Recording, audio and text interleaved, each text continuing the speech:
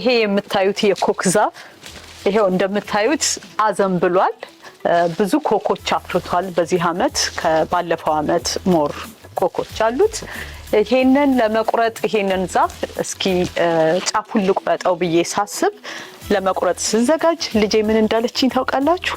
ማሚ ፕሊዝ አትቁረጭ አለችኝ። ለምን አልኳት። ወፎች እኮ ቤት የላቸውም። ወፎች ቤታቸው ዛፍ ላይ ነው የሚሰሩት እና ይሄን ከቆረጥሽባቸው ወፎቹ ቤት ያጣሉ አለችኝ። በጣም ገረመኝ። አንዳንድ ጊዜ ልጆች እንዴት በርቀት እንደሚያስቡ ከኛ የተሻለ በጣም ይገርማል። ያንን ሐሳቧን እሺ ብዬ ተቀብዬ ይሄው ትቼው እንደዚህ ብዙ ፍሬዎች አፍርቷል። ደስ አይልም? እዩት። እና የልጅ ሐሳብ መቀበል ጥሩ ነው እያልኩ አሁን እንደዚህ የሚያሳሱ ኮኮችን እስኪ ከወፎች የተረፉትን ልሰብስብ። ወፎቹ ይሄው እንደዚህ እንደምታዩት ብዙዎቹን በልተው ጨርሰው ይሄው መሬቱ ሁሉ ከነሱ ተበልቶ እየተረፈ ነው። ግን ይሁን ለነሱስ ማን አላቸው? ቲጂ ተይ አትንገብገቢ ብላችሁ ባለፈው በነገራችሁ መሰረት ኮሜንት ላይ አስቀምጠውልኝ ነበር። እሺ ብዬ ትቼ ይሄው በደንብ ተዝናንተውበታል። በደንብ በልተው ከጨረሱ በኋላ ነው የኔን ለመቁረጥ ይሄው እየተዘጋጀው ያለሁት። አሁን ወደ ኮክ ለቀማ።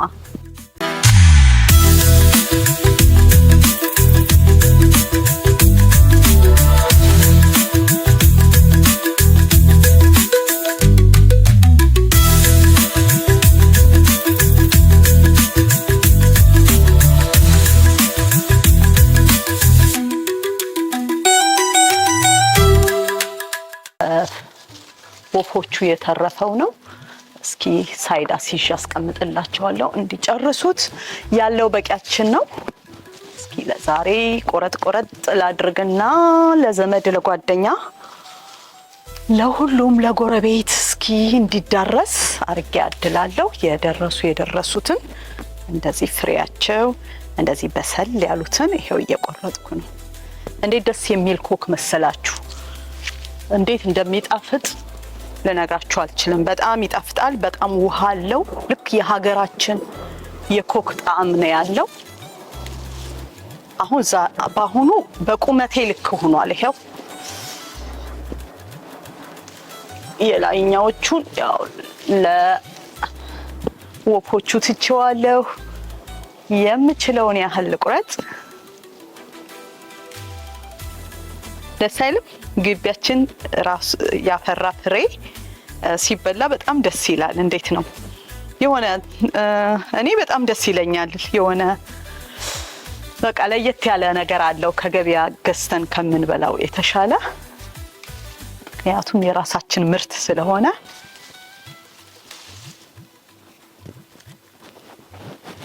ይኸው አውስትራሊያ በጣም ቆንጆ ዌዘር ነው ያላት። ልክ አገራችን እንዳለው አይነት ዌዘር ጋር ይመሳሰላል። ብዙ ጊዜ በፊት እዚህ ሀገር ሳልመጣ ሰዎች ምን ይላሉ? አውስትራሊያ የሚሄደው ፍሩት ለመልቀም ነው ይላሉ። ግን አይደለም፣ ፍሩት አለ፣ የፍሩት ሀገር ነው። ግን ፍሩት ለቀማ ብቻ ይመስለኝ ነበረ ስራውና በጠዋት ተነስቼ ነው አውስትራሊያ ከሄድኩ በጠዋት ተነስቼ ፍሩት ለቅማለሁ እያልኩ አንዳንዴ ስለ አንዳንድ ሀገር የሚነገረው ነገር አፈ ታሪክ እውነት ይመስለናል። እንዴት ነው ኮክ ለቀማው? ያዋጣኛል? ፍሩት ለቀማ ልሂድ እንዴ?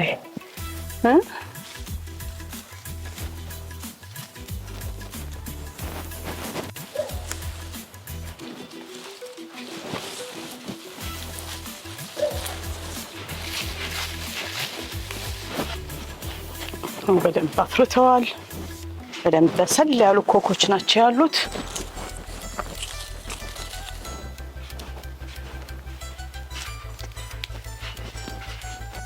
ከዚህ በፊት በኮመንት ኮክ አይባልም ፒች ነው የሚባለው ተብዬ ነበር።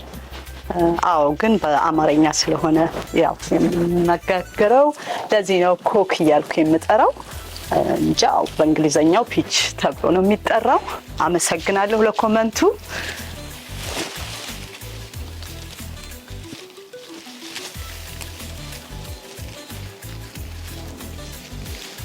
ያው እንግዲህ እንደ መጽሐፍ እየገለጥን መሰብሰብ ነው።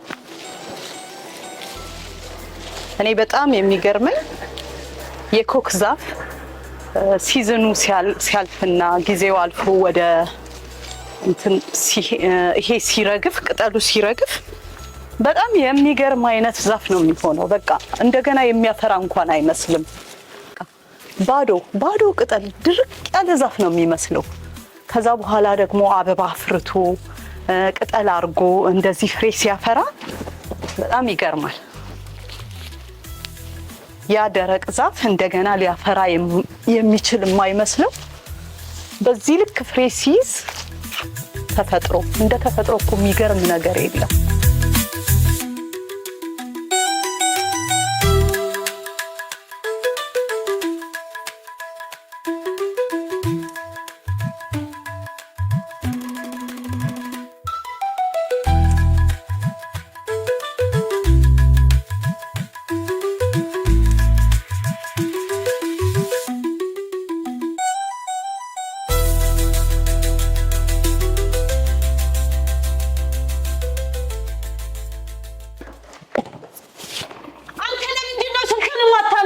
ፓርክ እያደረኩ ነበረ። ምን ሆነሽ?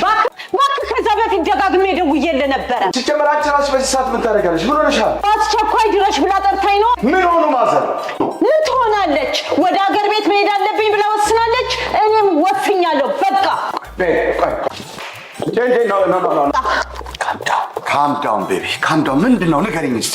በቃ ካልጋዬ ሳልወርድ ከቤቴ ሳልወጣ በሀገሬ ባህል በሀገሬ ቋንቋ እዛው ሀገሬ ላይ ሂጄ እጦራለሁ እያለች ነው። እናማ አም ሲክ ኦፍ ኢት።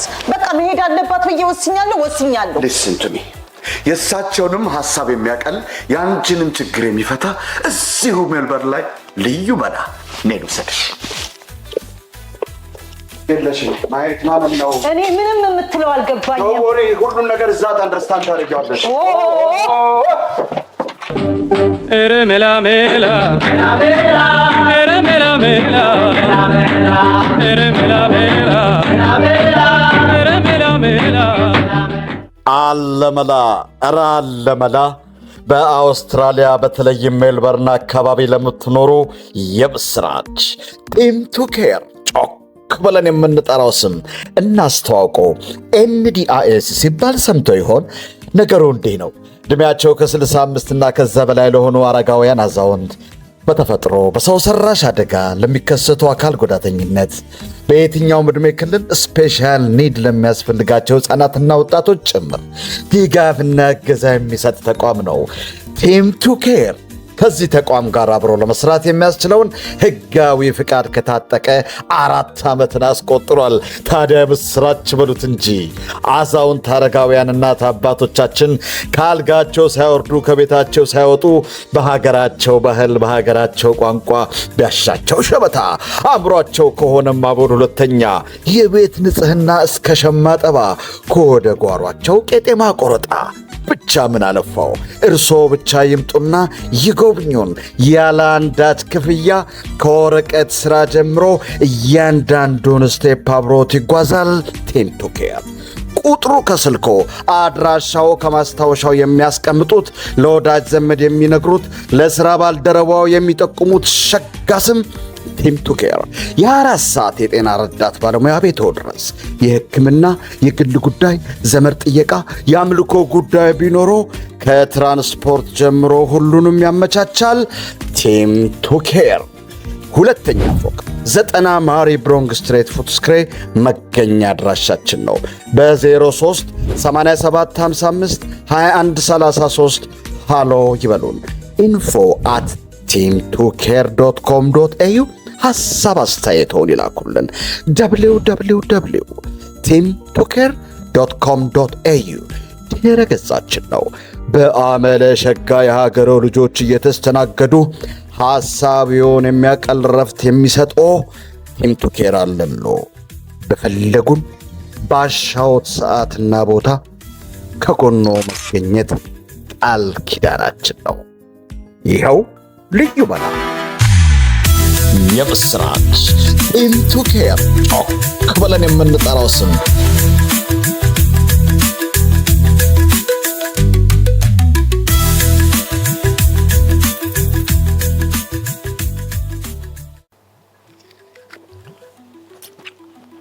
በባለፈው አመት ቪዲዮ ላይ ይሄን ኮክ ሰበስብ አንዳንድ ጥያቄዎች ጠይቃችሁ ነበር። ከየት ነው እንዴት ነው ኮኩ እንዴት እንደዚህ አደገ እያላችሁ ጠይቃችሁ ነበር። ያለሁት የምኖረው አውስትራሊያ ሜልበርን ላይ ነው። ኮኩ 6 አመት ያህል እድሜ ነው ያለው እዚህ ቦታ ላይ ከተከልኩት። የአውስትራሊያ የወይዘር ሁኔታ ልክ ከሀገራችን ጋር ይመሳሰላል። ብዙ ሀገራችን ላይ የሚበቅሉ ምርቶች እዚህ አውስትራሊያ ሜልበርን ላይ እንዲሁም በመላው አውስትራሊያ ይበቅላሉ። የጓሮ አትክልት በጣም እወዳለሁ። ለዛ ነው ይሄ ኮክ ከጓደኛዬ የተሰጠኝ ስጦታ ነው። ቤቱን ገዝቼ እንደገባሁ ይሄ የምታዩት ቦታ ባዶ ነበር፣ ምንም አይነት ተክል የለውም ነበር። እኛ ከገባን በኋላ ነው እኔና ባለቤቴ ነን እነዚህን አትክልቶች የተከልናቸው። አፈር አድርገን ምን አድርገን እንደዚህ እንደምታዩት አነስ ያለ ግቢ ነው። ግን በትንሽ ግቢ ላይ እኛ ከያዝነው እኛ ከተንከባከብነው ምንም ነገር ሊበቅል ይችላል እና በብዛት ጎመን እንዲሁም የተለያዩ አይነት የጓሮ አትክልቶች አሉኝ እና ደግሞ ከጓደኛ የተሰጠ ስጦታ ያው ክቡር ስለሆነ ጓደኛዬ እንዴት ነው አዲስ ቤት ስትሄድ ወይንም ሰው ስትጠይቅ አበባ መስጠት አትወድም። አበባ መስጠት ዌስቲንግ መኒ ነው ትላለች። ኢንስቴድ ኦፍ አበባ የምትሰጠው እንደዚህ ፕላንት የሆነ ነገር አበባውንም ቢሆን ፕላንቱን ነው የምትሰጠው። ስጦታዋን በማክበር ይሄን ኮክ በመንከባከብ ይሄው እዚህ ያለበት ደረጃ ላይ አድርሻለሁ። እንዲሁም ሌሎች የጓሮ አትክልቶችን አሉኝ እነ ኮሰረት፣ ዳማከሴ፣ የተለያዩ አይነት ጌሾ፣ አገራችን ላይ ያሉ ነገሮች ያንን የማደርገው ያው ጌሾ እንኳን ብዙ እኔ አልጠቀምበትም፣ ግን ለሚጠቀሙበት ሰዎች እሰጣለሁ። ያን የማደርገው የሀገራችንን ምርት ቤቴ ውስጥ ትንሿን ኢትዮጵያ እንዲያስታውሰኝ በማለት ነው። እዚህ ከጀርባዬ እንደምታዩት እዚህ ጋር ደግሞ ምንድን ነው የሚባለው? ቆይ አምጥቼ ላሳያችሁ።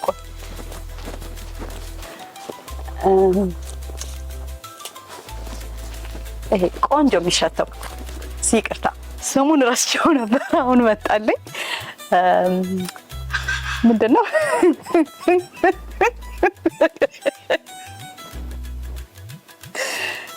አሪቲ ካሜራ ላይ ስለሆንኩ ነው የጠፋብኝ እንጂ ስሙን አጥቼው አይደለም። አሪቲ ሽታው የአሪቲ የኮሰረቱ ሽታ ግቢ ውስጥ ስገባ በጣም አገሬን ይሸተኛል። ለየት ያለ ስለሆነ ያ ስለሆነ ነው እኔና ባለቤቴ በመንከባከብ ይሄንን ግቢ እንደዚህ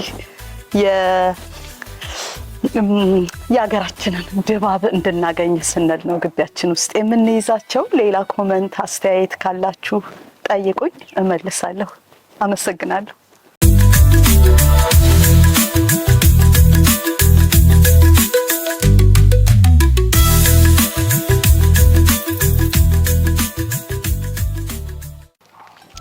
እዚህ ጋር የምታዩት የኮሰረት ዛፍ ነው። ይሄ ለ2-3 ጊዜ ያህል በጣም ትልቅ ግንድ ሆኖ ልክ እንደ ኮክ ዛፉ ግን ቆራርጠን እንደገና አሁን 3-4 ጊዜ በቅሎ ነው። ኮሰረቱ በጣም ነው የሚጠቅመኝ። ከሀገር ቤት የሚመጡ ነገሮች እዚህ አውስትራሊያ ላይ በጣም እንቸገራለን።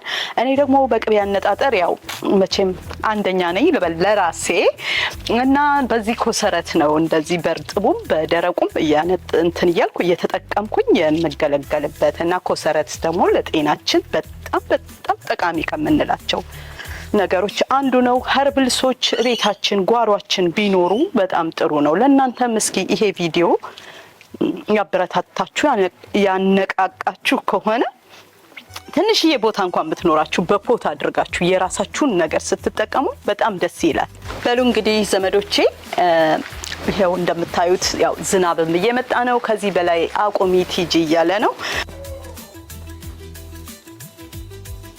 ይሄው እንደምታዩት ኮኩ ተሰብስቧል።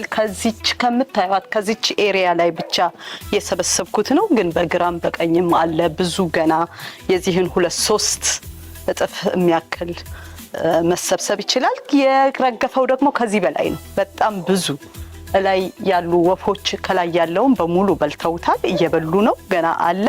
እንደውም ጎረቤቶች ምን ብለው እንደጠየቁኝ ታውቃላችሁ? ማን ነው ኮክ እየበላ የኮኩን ፍሬ ወደዚህ የሚጥለው ብለው ጠየቁኝ። ወፎች ናቸው፣ እኔ አይደለሁም። እኔ እስካሁን አልበላሁትም ብዬ መለስኩላቸው እላችኋለሁ። እና አሁን ይሄንን እንግዲህ ላሉኝ ጎረቤቶች፣ ወዳጅ ዘመድ እንዲሁም ለኔ አድርጌ ከፋፈላለሁ።